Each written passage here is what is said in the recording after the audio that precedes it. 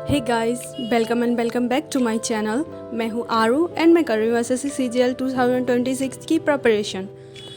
आज मेरा वीडियो है मैथ स्ट्रेटजी पर, जो बहुत ही ज़्यादा जैसे जो अभी बिगनर्स हैं जिन्होंने स्टार्ट किया है एंड जिनका अभी जैसे सेकेंड अटेम्प्ट भी है, उन सब के लिए ये बहुत बहुत ज़्यादा हेल्पफुल होगी। और मैं डैम श्योर ये बात बोल सकती हूँ 100% कि ये बिल्कुल आप ट्राई करके देखना, 100% ये काम करेगी, क्योंकि मैंने इसी बेस पर स्टार्ट किया था इसको। और सबसे ज़्यादा अगर किसी प्रॉब्लम होती है वो वैसे भी मैथ है। मैं खुद एक एस्पिरेंट्स हूँ एंड मुझे पता है कि सबसे ज़्यादा प्रॉब्लम कहाँ और कैसे होती है। इस वजह से मैंने इस वीडियो को बनाया है एंड आपको एंड तक ज़रूर देखना है। और वीडियो पसंद आए तो लाइक और सब्सक्राइब भी ज़रूर कर लेना, क्योंकि मैं और बहुत सारी स्ट्रेटजीज सारे सब्जेक्ट्स की लेके आऊँगी। सबसे पहले इसमें बता दूँ इसमें क्या क्या है। Calculation, syllabus, revision, PYQs and most important mock analysis, जो कि मोस्ट इम्पॉर्टेंट है एंड समझ नहीं आता इसको कैसे करना है। मैं स्टार्ट करती हूँ। ओके, सबसे पहले आते हैं हम लोग कैलकुलेशन पर। थोड़ा सा बड़ा वीडियो है, एंड तक ज़रूर देखना। कैलकुलेशन में सब हम लोग ऐसा करते हैं कि थोड़ी सी लापरवाही कर देते हैं, बट ऐसा बिल्कुल नहीं करना है, क्योंकि कैलकुलेशन से ही मैथ स्टार्ट होती है। तो सबसे पहले नॉर्मल ही 1 वीक में आपका ये सारा कंप्लीट हो जाएगा कैलकुलेशन का। फिर आपको बस 10 से 15 मिनट देना होगा और बस स्क्वायर 50 तक ज़रूर याद कर लेने। हाँ, अगर आपको याद नहीं हो रहे हैं तो 30 तक ज़रूर ही लर्न करने ही होंगे आपको, क्योंकि आप एसएससी की, सीजीएल की या किसी भी एग्ज़ाम की प्रिपरेशन कर रहे हैं, इतना तो आपको करना ही पड़ेगा। और वैसे भी 50 में जैसे 40 से 50 तक बहुत सिंपल होता है उनका। ट्रिक भी देख लीजिए, बहुत जल्दी उनका हो जाता है, तो कोई प्रॉब्लम नहीं होती है। एंड क्यूब में लर्न करना है 20 तक लर्न करना ही है। एंड यूनिट डिजिट, डिजिटल सम, इन सबको भी ज़रूर देखना है, ज़रूर। ये अभी आपको समझ नहीं आएगा, बट ये बहुत ज़्यादा हेल्प करता है जब हम लोग क्वेश्चंस को करते हैं। बहुत ज़्यादा ये हेल्प करता है। इसको करने के बाद आपको मैं बताऊं, कैलकुलेशन ट्रिक करके या मैथ ट्रिक करके एक चैनल है और ऐप है।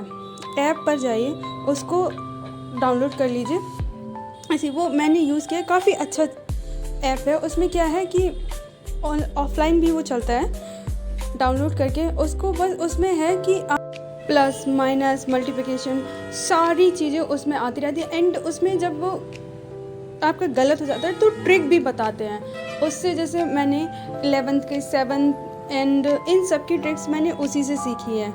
99 जो होता है एंड 99 का भी होता है, इन सब की ट्रिक्स मैंने उसी से सीखी हैं। उसको बस 5 मिनट करना है। ऐसे बोर हो रहे हो तो उसको खोल के कर लो नॉर्मली, ऐसे ही। इससे आपकी प्रैक्टिस भी हो जाती है एंड आप माइंड भी सेट हो जाता है। हाँ, और खुद से अगर प्रैक्टिस करनी है तो खुद से भी कर सकते हैं। खुद से हो नहीं पाता है, इस वजह से उससे हेल्प हो जाती है। एंड बोर हो रही है या कुछ भी होता है ना, तो खोल के बैठ जाओ, तुरंत करने लगो, एक्सेट्रा। ठीक है, कैलकुलेशन खत्म करने में अब आते हैं हम मैथ के सिलेबस पे।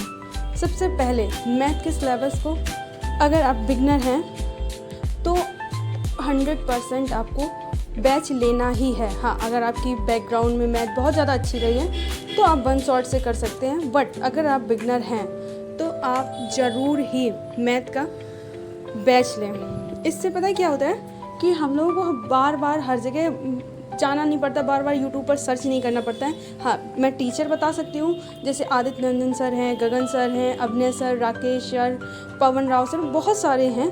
आपको सबके जो डेमो क्लासेस पढ़ी होती है ना, उनको देख लो, जिसका भी समझ में आए। मैं किसी स्पेशल का नाम नहीं लूँगी कि नहीं आपको इसका ही लेना, नहीं, ऐसा कुछ नहीं है। आपको जिसका समझ में आए आपको उसका करना है, जिससे कि आपको जिसका जल्दी समझ में आए जल्दी लेना पड़ेगा, क्योंकि टाइम अभी कम है। हाँ, ऐसा नहीं होता है कि यार नहीं मेरा अभी सिलेबस कंप्लीट नहीं है तो मैं अटेम्प्ट नहीं दूंगा। इसमें ऐसा कुछ नहीं होता है।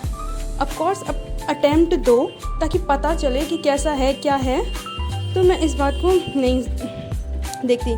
सिलेबस ठीक है। सिलेबस कंप्लीट करने के बाद आते हैं PYQs पे। PYQ के लिए मेरे पास तो है मैथ की ये पिनेकल की बुक, आपके पास जो भी हो आप उससे कर सकते हैं। जैसे मैं इसमें क्या करती हूँ, मैंने ये क्वेश्चंस किए, मुझे जो आए मैंने उसको टिक कर दिया, जो नहीं आए उसमें मैंने क्रॉस कर दिया, ठीक है। और ऐसा नहीं करती हूँ कि हाँ जो क्रॉस कर दिया उसको छोड़ दिया, मैं ऐसा सुबह किया नहीं आया उसका सॉल्यूशन देख लिया एंड शाम को मैंने फिर से उसको किया। अब लगेगा कि आंसर तो मुझे याद था, हाँ आंसर याद था बट सॉल्यूशन तो याद नहीं था ना, तो सॉल्यूशन को दोबारा किया और उसको फिर मैंने नेक्स्ट डे भी किया। ऐसे ही करने से बहुत ज़्यादा हेल्प होने लगती है एंड यही क्वेश्चन PYQs ही मॉक में आते हैं, तो इनको बार बार करने से कोई भी प्रॉब्लम नहीं होती है। तो इस वजह से जो क्वेश्चन नहीं आता है उनको कर लेना है, फिर से अगर नहीं फिर भी नहीं बन रहा है तो 3 बार 4 जितने बार भी कर पाओ उसको ज़रूर करो, ठीक है। उसके बाद आते हैं PYQ पर। PYQ का मैंने बुक बता ही दिया है।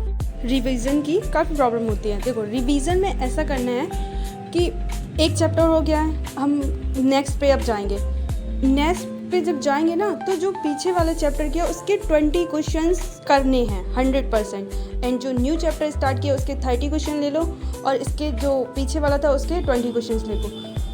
50 क्वेश्चंस ये अपने आप हो जाएंगे एंड जो हम लोग क्लास कर रहे हैं उसमें अलग से क्वेश्चंस वैसे भी कराए जाते हैं, उनको भी साथ लेके चलना है। ऐसा है कि 100 क्वेश्चंस करने ही हैं और अगर मैथ बहुत ज़्यादा ख़राब है तो सबसे ज़्यादा टाइम मैथ को ही देना पड़ेगा। तो जीके को साइड में रख दो, अभी इतना ज़्यादा जीके में करके भी वैसे कुछ भी नहीं होता है, वो तो लक बाई चांस हो जाता है उसमें। तो सबसे ज़्यादा टाइम देना है तो मैथ पे ही देना है, ठीक है। मैथ को 100% करना ही करना है, एक भी दिन स्किप नहीं करना है मैथ को। उसके बाद आते हैं सब most important mock.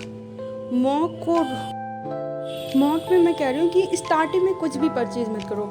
Test ranking वाला है जो गगन सर का न्यू ऐप है, उस पर बहुत सारी PYQs तो सारे ही फ्री पड़े हैं, कैलकुलेशन का भी उसमें दिया गया है, तो उसको यूज़ कर सकते हो। वो मुझे इस चीज़ में काफ़ी अच्छा लगता है क्योंकि उसमें सब कुछ फ्री अवेलेबल है, मॉक का भी है और एनालिसिस का भी है, अच्छे से उसमें सब कुछ दिया भी गया है, तो मुझे लगता है कि वो सफिशिएंट है इन सब के लिए। उसके बाद आते हैं एनालिसिस पे। अगर मॉक दे भी दिया और एनालिसिस नहीं किया तो कोई भी बेनिफिट नहीं है इसका बिना एनालिसिस का। तो एनालिसिस में मैं बताऊं, ये देखो मैंने एक कॉपी बना रखी है एनालिसिस की, मैथ की। जो क्वेश्चंस मेरे गलत हो जाते थे, जब मेरे 25 मार्क्स आ रहे थे मैंने तभी बना ली थी। हाँ मैंने देखा कि मना करते लोग नहीं बनाना, बट मैंने बना ली थी। इससे मुझे इतना ज़्यादा फ़ायदा हुआ कि देखो जब मेरे क्वेश्चंस गलत हो रहे थे, मैंने देखा हाँ कुछ चैप्टर मेरे नहीं पढ़े हुए थे, जैसे ज्योमेट्री है एंड मेंसुरेशन वगैरह नहीं पढ़े थे मेरे, बट फिर भी मैं कुछ क्वेश्चंस ऐसे थे जो हर शिफ्ट में रिपीट हो रहे थे, तो मैंने उनको देखा एंड उनका जो डायरेक्ट फार्मूलाज हो रहे थे तो मैंने उनको सबको लिख लिया कि हाँ ये सब शिफ्ट में आ रहे हैं, तो इनको मैंने लिख लिया। देन उसके बाद ही मैंने इनका चैप्टर नहीं किया था, 35+ तुरंत आने लगे थे क्योंकि उनकी जो क्वेश्चंस बार बार रिपीट हो रहे थे उनको मैंने अलग से नोट कर लिया था। उसमें फिर प्रॉब्लम ही नहीं होती एंड जो फार्मूलाज होते हैं उसमें जब आप कंटिन्यू करते रहेंगे, मॉक सेक्शनल मॉक ही देना है इसमें। सबसे पहले तो सेक्शनल मॉक ही देना है स्टार्टिंग में, कम से कम 2-3 महीने तक, जब तक आपका सिलेबस 70-75% कंप्लीट नहीं हो जाता है।